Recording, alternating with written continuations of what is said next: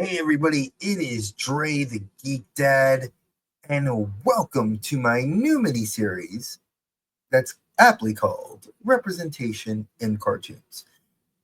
After a great time with Mega J and Brick and several other people, Toy Connections, and just I can go on and on, that we were all talking about classic cartoons from the 80s, late 70s, 60s, and all the way up to present. And when I look at the present day, one of the things that really kind of jumps out to me is representation.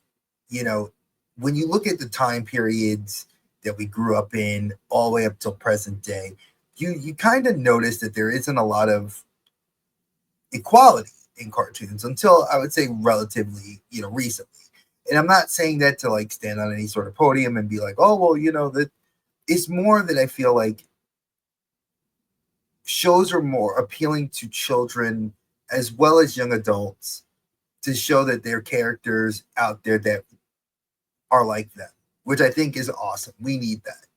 It's a great tool. And I wanted to start this with an awesome show. Sadly, I found out some bad news about the show today. It was canceled.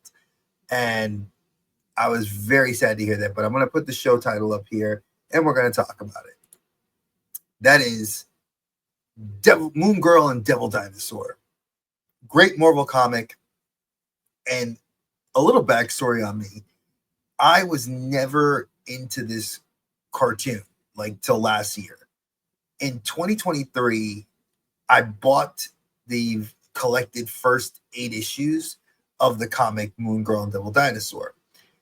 Because Lana had been very interested in comic books and was showing more interest in like female characters, and I wanted to find a show that I can, or a comic book I can put in her hands.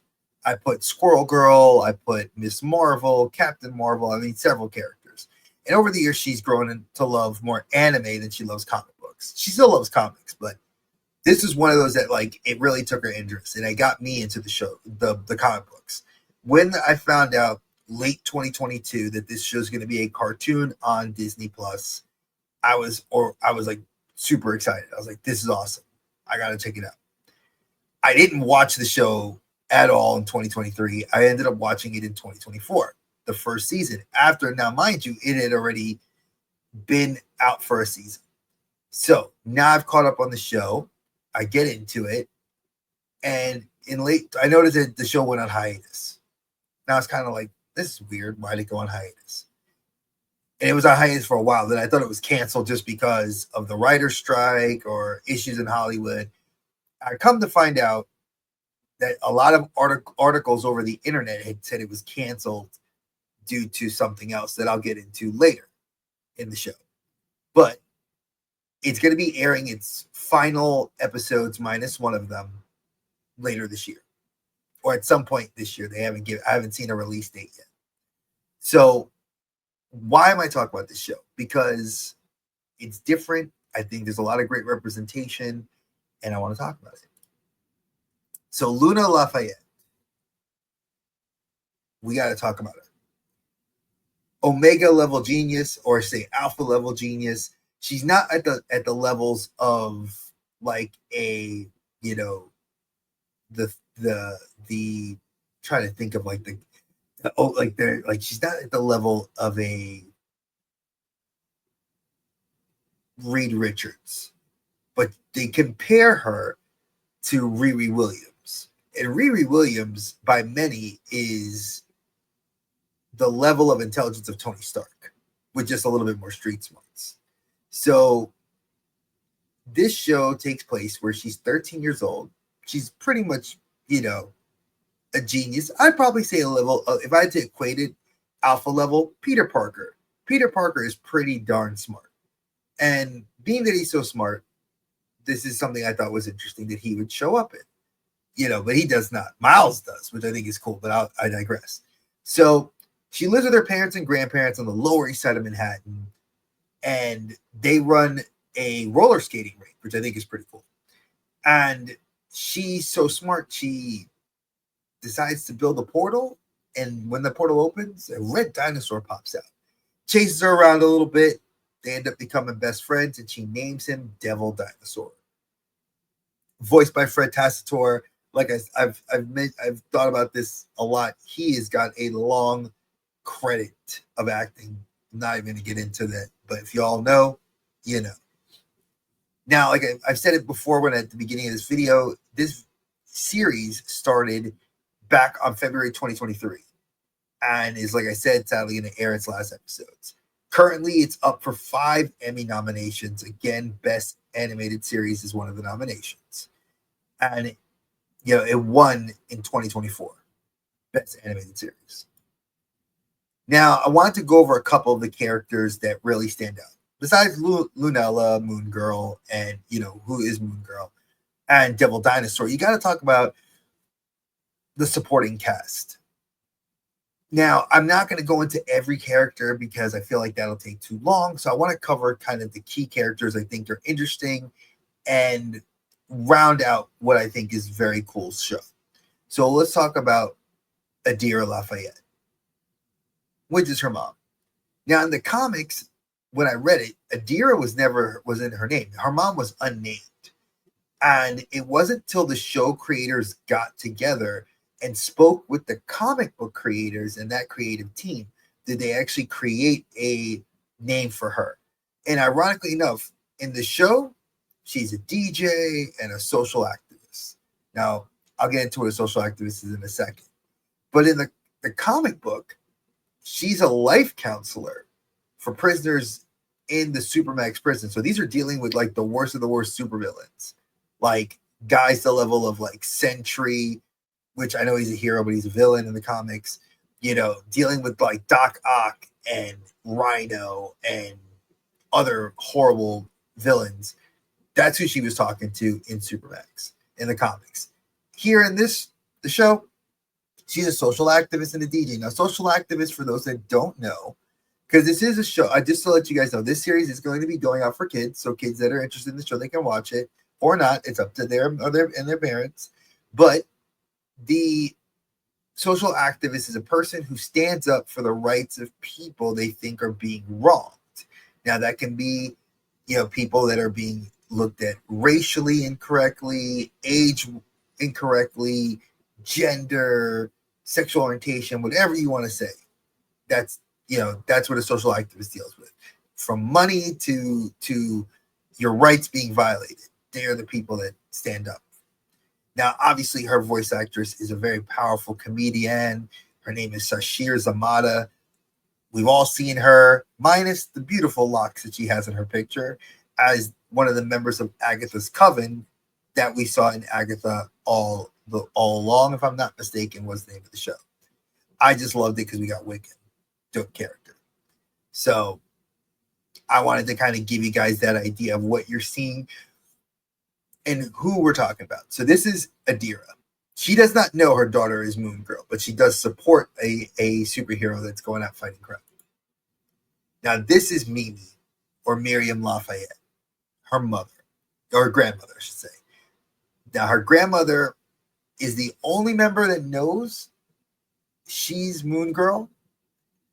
But what's interesting is she was the first Moon Girl. So in this universe, which is, I want to say MCU adjacent, and you'll see why when I come up with some other characters. She is the first Moon Girl, but she had a code name. She wasn't called Moon Girl. She was called the Scientist. Big supporter of Lunella and what she does, and she's voiced by Alfre Woodard. If y'all don't know Alfre, she is wildly popular, very famous, has done a lot of movies. And I mean, she was in the MCU. If you saw Iron Man, it was Age of Ultron, the Avengers Age of Ultron. She was the mom that handed the picture about her son to Tony, you know, and, you know, that's what got Tony to start creating the Ultron protocol, which then created the whole problem that was Ultron.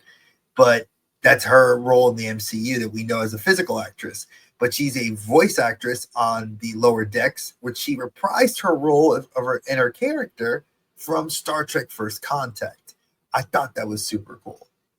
Not many times do you see that happen for characters, but I love it. Now, another fun fact that is not just about her, but it's about the show in general. Diamond White, who is the voice actress for Moon Girl in this cartoon series, reprises her role as Moon Girl and voices Moon Girl in Spidey and His Amazing Friends on that cartoon as well, which that's going to be another one we will be covering in this series. Now, Casey Calderon. She's voiced by Libby Barrere, best known for roles that she's done on iCarly, Grey's Anatomy, The Colony, and several other TV shows. I make a comment about this when I was kind of thinking out loud doing my research. Once you do a Disney show, you're kind of in that family and you never really escape it, so to speak. And, she's did iCarly. She did a couple other like cartoon voice, like she had like multiple roles in a show, but then they chose her to be the best friend role. I would like to think of her as supporting cast. The mom and the grandmother you consider main characters in and of their own right. This is a character who definitely is a supporting role, kind of like Ned to Peter Parker. She's she's her manager, she's her best friend, but she is also the best friend that knows Moon Girl's secret identity. Now, I love that the fact that you have somebody that's Puerto Rican in the show that's also mixed ancestry. Both my daughters are mixed, Puerto Rican and other cultures. So it's kind of cool to see a character represented, and she's of Jewish ancestry, which I think is really cool because it brings some very cool dynamics into the cartoon. It can also explain a lot of cool little nuances you can do with the show. So very cool on them for doing this. Melvar, the Kree. We've seen the Kree since Captain Marvel. We've known about them in the comic books. The Kree have been a problem for a long time. We've even seen them as far back as Captain Marvel for timeline's sake. But if we also know that before Captain Marvel, we know Guardians of the Galaxy, and we know the problems with the Skrull and the Kree. So this is Kid Kree, who is a warrior shapeshifter, who is sent to Earth to fight Lunella and like take over, take her out. But because he ends up like finding common ground with her, they become friends, and he attends her school. Now, same in the comics. Melvar exists in the comics as well. He's a shapeshifter, and looks like he's Puerto Rican.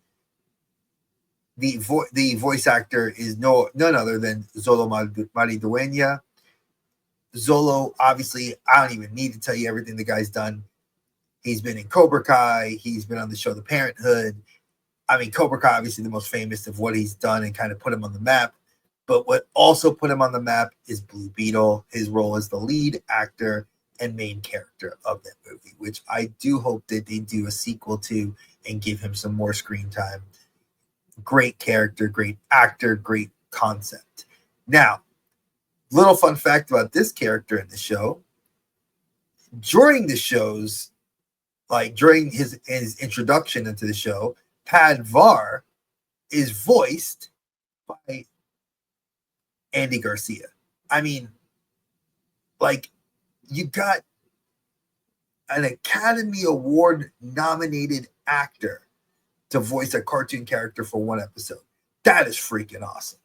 Andy Garcia. I mean, I could go down the list of everything, and I will after. I'll kind of drop a little bit of names after this, but that's freaking dope.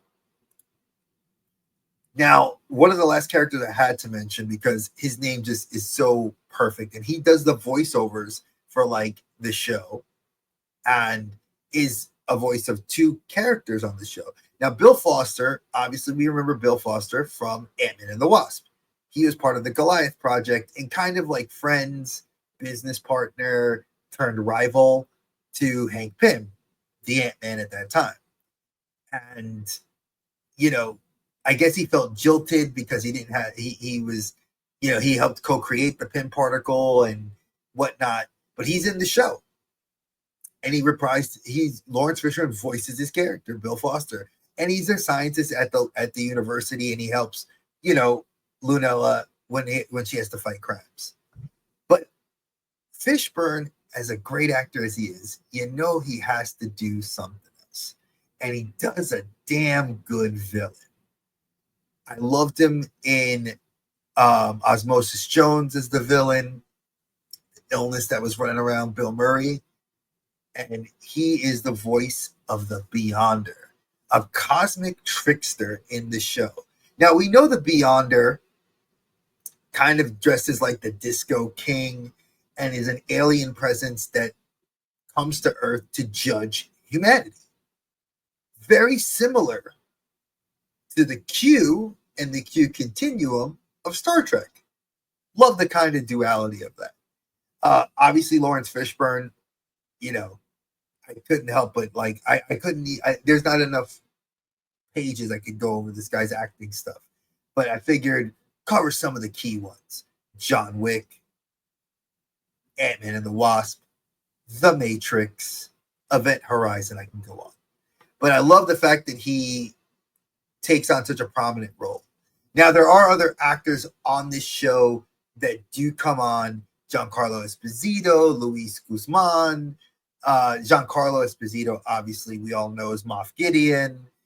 He is going to be voicing, he voiced some other characters in some other shows. He's been in tons of Netflix. I mean, but obviously Moff Gideon's what everybody really knows him as. And if you watch, and this is a kid's show, so I don't want to go into Breaking Bad, but if you watch Breaking Bad, he's obviously in that show as well.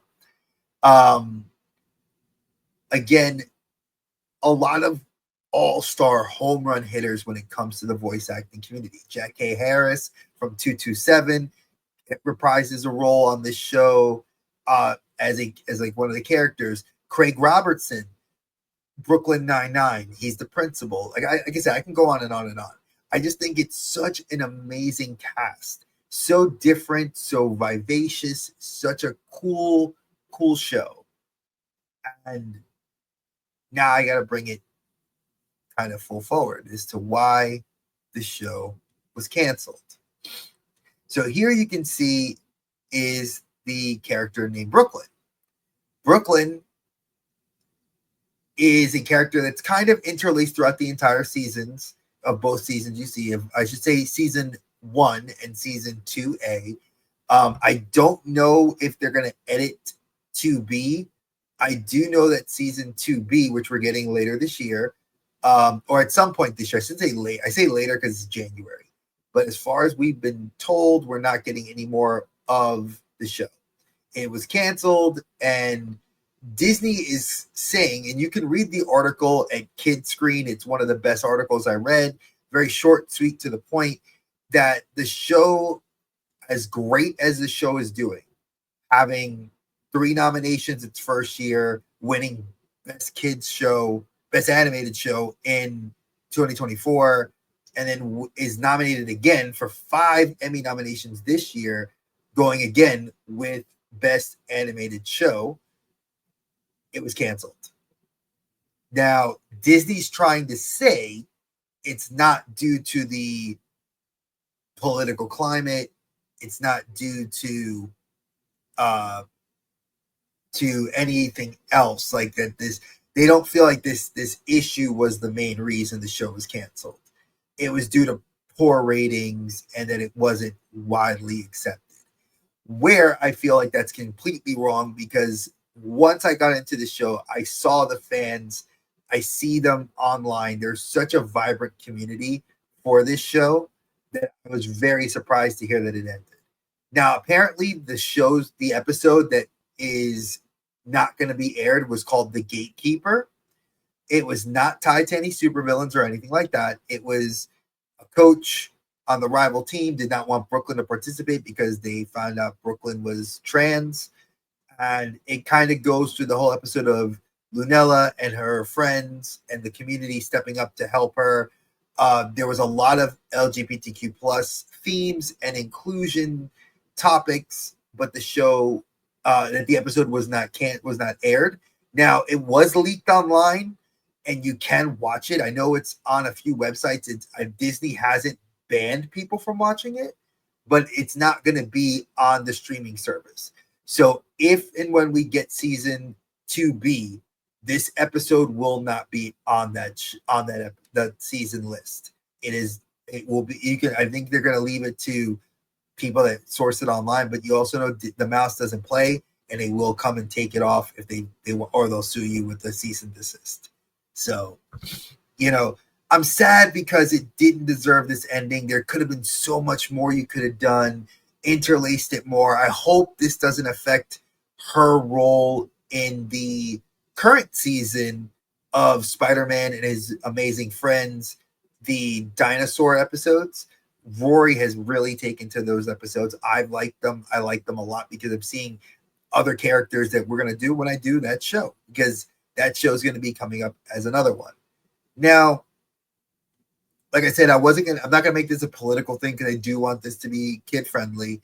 Parents do have a right to choose how their kids will digest what they see. My wife and I are very open and honest with our children. Rory's is only 4. She'll be 5 later this year. Our daughter's 15. You can watch what you want to watch. We're not at 15. She knows what's out there. She knows I was a school teacher 17 years. My wife is a current school teacher. We've been exposed to people that, in our family, in our friend circles, and it's okay to us. We don't mind. But we do know that some people are not, I don't want to say okay with it, but I guess that's the polite way of saying it. And the parents have the right to choose if and when their children should see that. And that's kind of been Disney's stance. Now, that's odd because at the same time, Disney aired Buzz Lightyear in the Lightyear film, and that had a family of 2 moms having, the granddaughter, and it's so odd that Disney has shown this, and not in just the franchises of the animated stuff. It was done in Star Wars. If you look at the last 2 movies, we saw the first, kiss. The Acolyte talks about it. There's so many shows on Disney Plus that are very welcoming to this concept that I was very surprised that this is something that the community, Disney's saying it's not this, but it feels this way. So take it for what you wish. You be the judge of it. I think the show is worth the good watch. It's a good superhero show. If you have a little girl that wants to be a mad scientist and create cool things and defend her town with a devil dinosaur ally, why not? This is the Geek Dad. I'm signing off right now. I hope you guys like this. Stay tuned for the next episode of the series, and I'll see you on the flip side. Peace, y'all.